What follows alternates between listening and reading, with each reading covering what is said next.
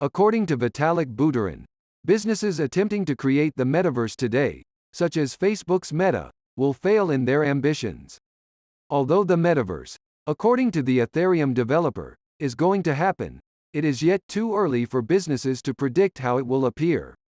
Since changing its name from Facebook, Meta has stated that it is committed to the metaverse, but its most recent earnings report reveals that it still has a ways to go before it can be successful. The term metaverse is frequently used to describe a next-generation internet in which users will be able to work, play, and connect with one another within realistic virtual worlds, despite the fact that it is still a somewhat nebulous idea. It is anticipated that the metaverse would integrate aspects of blockchain, virtual reality, and augmented reality.